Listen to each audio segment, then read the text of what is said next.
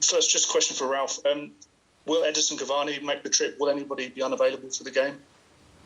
No, Eddie will not be able to make the trip. He didn't train, and he has not been training for the last couple of weeks, so he will not be part of the group. Is it a concern? Because it sounded like it's become an issue that you weren't really expecting to be this bad. Well, he has problems with his groin, and as long as he does not feel able to fully sprint, it does not make sense to train him and to force him back into training. And I think he's got enough experience to know by himself if he's fully available again. Simon Stone. Just a couple for Bruno, please.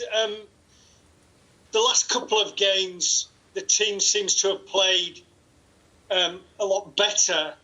Has that built some confidence ahead of clearly one of the most important games of the season? So I think the team has been playing well, even in games that we didn't win. Obviously, when you don't get the results, it's not perfect for you, and obviously we know that. Honestly, winning games give you more confidence, and going through this game that is important for us and a difficult one. Obviously, we know that having that confidence of winning games give you something more to be prepared for the game, to be more focused and understand that if we do the right things and the things that we work to do, and if we stick to the plan from the first until the last minute, we can win the game. Could I just ask you, as one of the senior players, most influential players in the squad, there's been a lot of talk about unity or lack of unity, and maybe players going in different directions. What does it feel like from the inside? Because clearly you need to be moving in the same direction if you're going to have any chance of success. I don't know what people mean to that, honestly. I think I was doing an interview now, and they asked me about Jadon doing my celebration. I don't think that is something that is going in different ways. I saw the game, the goal of Age, and I'm seeing Paul running behind him, sliding on his knees, happy for him. Everyone, I was slapping his head and saying that finally you score with that big head.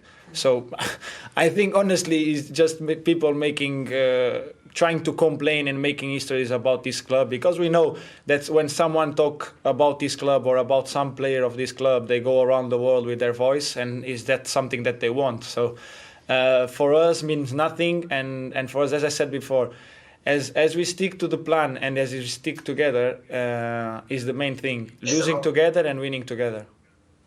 Michael Gray. Hi, Ralf. If I could ask you a question, Ralf. Ralf, over the Brighton game and Leeds at the weekend, are we now starting to see the fighting spirit that we expected to see from your side as a Manchester United coach? Well, I think we also showed it in earlier games and the games before that. But in the end, as Bruno just said it's also about getting the right result. And in the last two games, we just made sure that we rewarded ourselves with 3 points in both games. And this is what it will also be important for the future, for the Champions League games against Atletico, but also for the upcoming games in the Premier League. It's not only about playing well for 45 or 60 minutes, which we did also in the games before those two games, but it's also about getting the result. Elaine Balaguer. Hello, it's a question for the manager, please. Basically, when you had such a little amount of time to prepare for a game like this, what's your role? What's the important thing? Is it the tactics? Make sure that they rest. The psychology part of it. What's the most important part for you? Well, in Champions League, you need to perform on the highest possible level in all those areas that you just mentioned. Of course, we had a game on Sunday, a very physical one. Atletico played away at Osasuna on Saturday, so there might be a slight advantage with regard to recovery on their side, but we obviously made sure that the players could recover in the last 2 days, and maybe we will have some fresh legs on the pitch. We will see tomorrow. And obviously, yeah, we need to play tactically on a high level, physically, mentally. We need to be prepared for a very emotional, if not even hostile atmosphere in that stadium. Some of our players will not be received with a red carpet, obviously. So, yeah, this is what we're all aware of. But I think we have enough experience in the team, and on the other hand, also enough talented young players. I think the mix of those two groups is perfect. And we're looking forward to that game. This is why we're all here and why we love this ball game.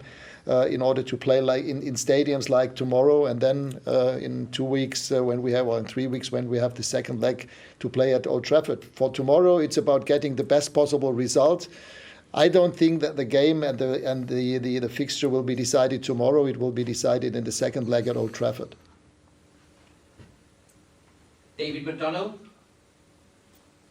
Hi, a question for Ralf. Ralf, you've said that finishing fourth is the priority this season. To what extent is the Champions League a distraction in that sense? Because some of your rivals for fourth spot in the Premier League aren't in Europe, so that could give them an advantage in the run-in. Is the Champions League, in that sense, a kind of distraction for you? No, the Champions League can never be a distraction. That's why the team qualified and were desperate to qualify for this season's Champions League. And if we want to qualify for the Champions League next season, how can it then be a distraction once you're in the playoffs? This is why we are playing here and why we're all here working for this club. We want to play Champions League, and we are playing tomorrow against one of the best teams in Europe. And of course, we want to show everybody that we are able to beat this team. By the way, it's still, maybe it's not the biggest chance, but it's still a chance. If you win the Champions League, you can also qualify for the Champions League. But in order to do that, we have to first make sure that we play 2 top games against Atletico, and hopefully at the end of those 2 games be able to proceed into the next round. Gary Cottrell. Thanks, guys. A question for Ralf and Bruno, if possible. It's the same question. The final is a long way away, but of course Manchester United will be aiming to be in the Champions League final. With all the uncertainty in Eastern Europe at the moment, would you feel comfortable playing a game in Russia, in St. Petersburg? Well, it's still a long way until the final. So, and if we are to have a chance, we need to beat Atletico first, and we are fully aware that this is not the easiest of all draws that we could get. And what would happen then, this is something for UEFA and maybe even for some politicians to decide upon. I think we all hope, not only here in England, but in the whole of Europe, if not in the rest of the world, that things will de-escalate. Nobody could really be interested in a sort of war within Europe. So, and this is more important, actually, than a Champions League game, if we're honest.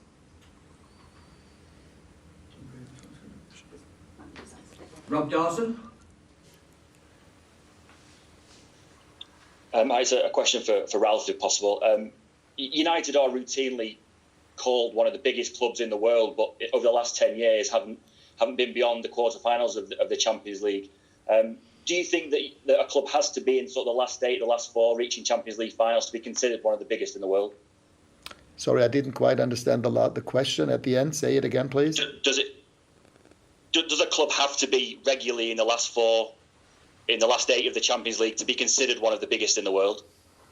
Yeah, but we also have to be realistic. There have to be some reasons why it wasn't the case in the past, and we should not too much be interested in what happened in the last 5, 6, 7, 8 years. Future and normal life is in the present tense, and maybe in the next couple of days and weeks.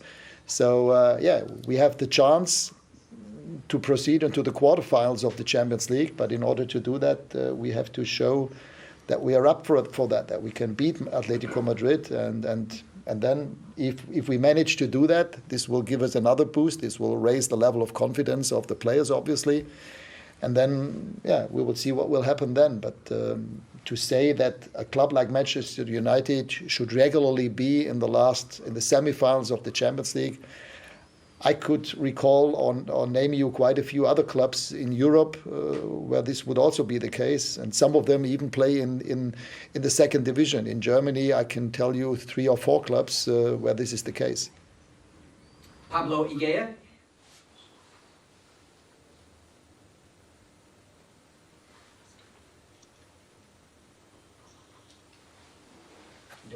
Okay, so we go Diego Plaza. Sí, aquí, no sé si me escuchan. Buenas tardes, Diego Plaza del Chiringuito. Una pregunta para Bruno, para el futbolista. Yo quería preguntarte por tu compatriota y tu compañero de la selección, Joao Félix, que te vas a enfrentar a él. No sé si crees que la situación que está viviendo Joao Félix en el Atlético, donde no está mostrando todo su potencial, ¿qué consejo le darías? Si es un problema del club, si es un problema del futbolista y cuánto te preocupa mañana. Entonces, yo no sé quién es el problema. Yo lo que sé es que Joan tiene una calidad increíble. Es un jugador con un potencial enorme. Es muy joven todavía. Es que a veces nos olvidamos de la edad de él. No entendemos que está todavía en una fase de crecimiento. Cuando lo compró Atlético había apenas hecho 6 meses de titular en la primera división en Portugal por Benfica. Eso ya te demuestra la calidad que tiene el jugador, porque no es cualquier club que ha pagado, sabiendo también que no era el único club que estaba por detrás de él, por eso pagarán tanto para tenerlo al más rápido posible. Obviamente después las calidades de él tienen que venir al conjunto del equipo, ¿no? Toda la gente sabe lo que pide Simeone, que era un equipo agresivo, que pueda defender. Sabemos todos que él es un jugador técnico, que puede defender también, yo creo que él puede correr, puede ayudar, pero es un jugador que yo creo que necesita libertad. Pero no sé lo que va dentro del club, por eso no puedo comentar eso, ¿sabes? Yo te digo por lo que he visto en Benfica. Lo que he visto en Benfica para mí es un jugador que puede llegar a un nivel que pocos pueden para mí. Creo que tiene todas las calidades posibles para llegar. Creo que más tarde o más temprano lo va a hacer, sea en el Atlético o en el otro lugar, que yo no sé. Yo hablo con él y hablo por su vida personal, no hablo por el fútbol. No quiero comentar lo que vaya ahí, porque no creo que entre nosotros jugadores debemos comentar lo que va en los otros clubes. Por eso yo cuando hablo con él son por cosas personales, de estar de broma con él, y ya está. No tengo ese tipo de conversaciones con él para decirte lo que va dentro del club, lo que piensan, lo que quieren. Por eso no sé. Lo que sé es que es un muy buen tío y que tiene mucha calidad, y que seguro, sea en el Atlético o en otro lugar, va a ser una gran carrera. Se sigue con la cabeza buena como tiene. Chris Quattro.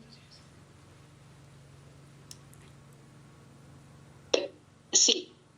Hola, ¿qué tal? Muy buenas. Yo quería haceros una pregunta a ambos, porque esta temporada se está criticando mucho la temporada del Atlético, el juego del Atlético.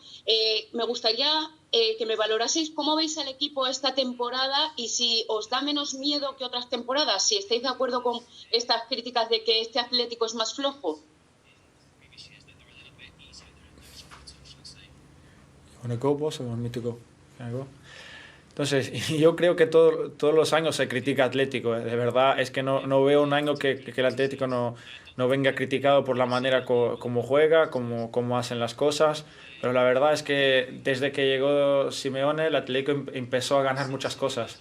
Igual que la gente diga que juega un buen fútbol, un fútbol menos bonito, o como lo quieran llamar, lo que quieran decir, lo más importante es que llega al final, que siempre está ahí peleando por ganar la Liga, peleando por ganar la Copa, peleando en las Champions. No sé lo que es jugar bonito. Para mí es estar ahí y pelear por títulos. El Atlético lo está haciendo. El año pasado ganó la Liga, entonces ya sabemos que obviamente cuando vas ganando partidos, cuando vas primero, es todo muy bonito y nada te contesta la manera como juegas. Cuando no va tan bien, te quedas ahí un poco más atrás de los otros. Todos son problemas. Por eso yo creo que lo que está haciendo Simeone en los últimos años del Atlético, yo creo que por lo que ha hecho él, el Atlético hoy en día es mucho más respetado en Europa de lo que era antes. Igual que era un equipo muy grande ya, desde que llegó Simeone va mucho más respetado de lo que antes.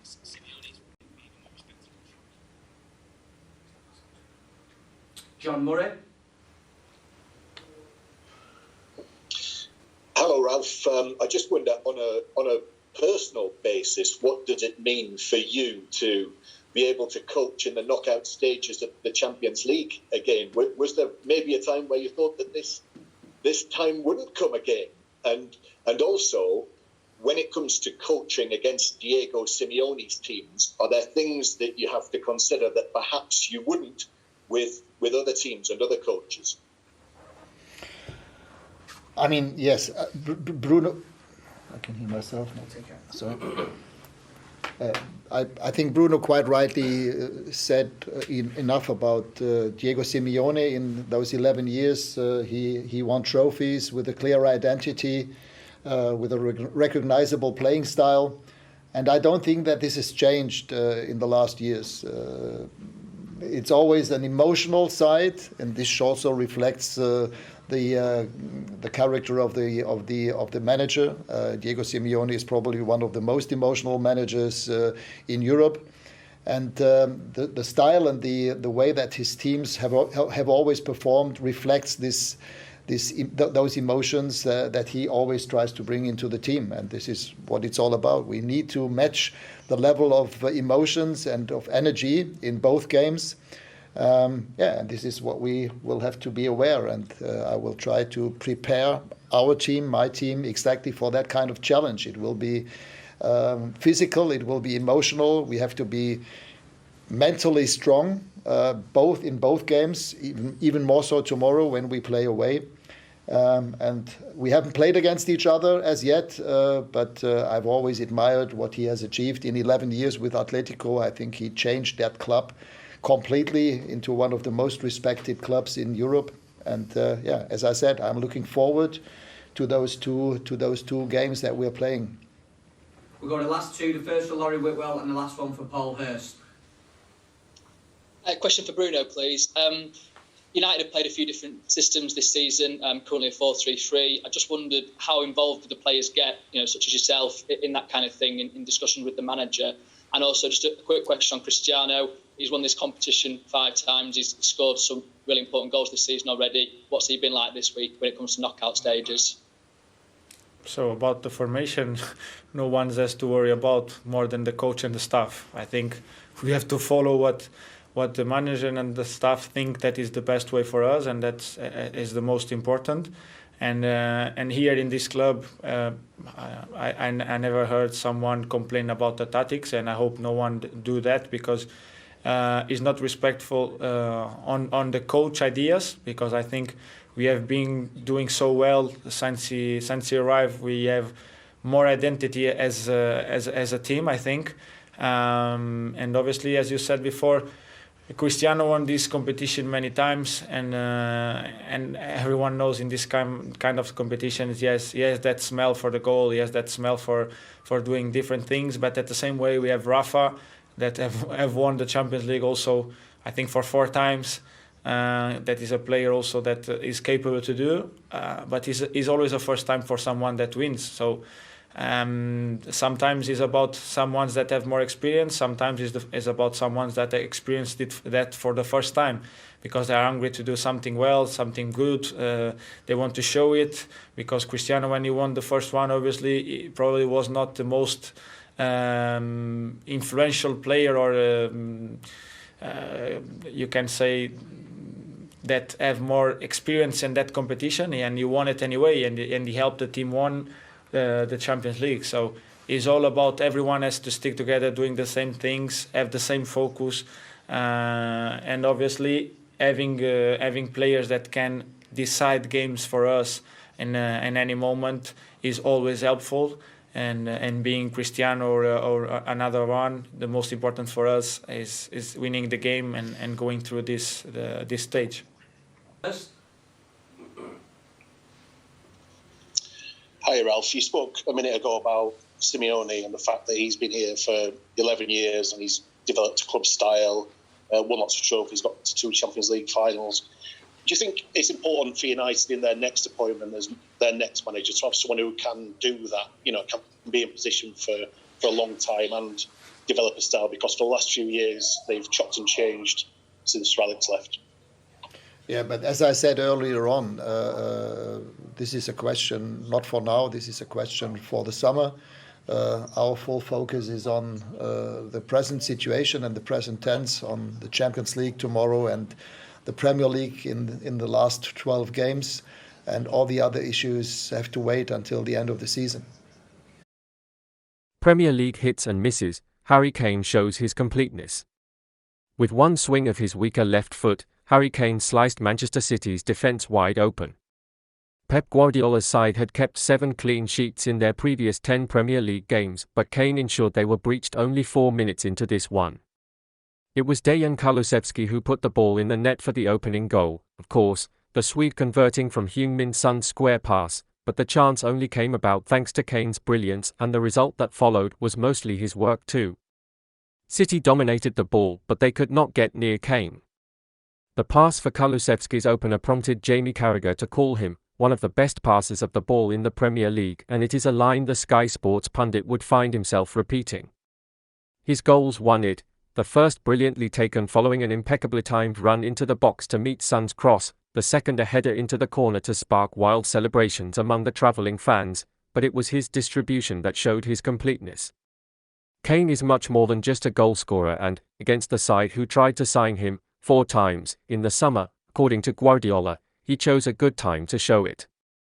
His movement, dropping into pockets of space between City's defence and midfield, showed his intelligence, while his masterful use of the ball showed the full extent of his ability. He's got the vision to see things and the technique to deliver on what he sees, said Graham Souness afterwards. It is a lethal combination, and that's before you even consider his goals. For Manchester City, this was a painful reminder that Kane can do it all.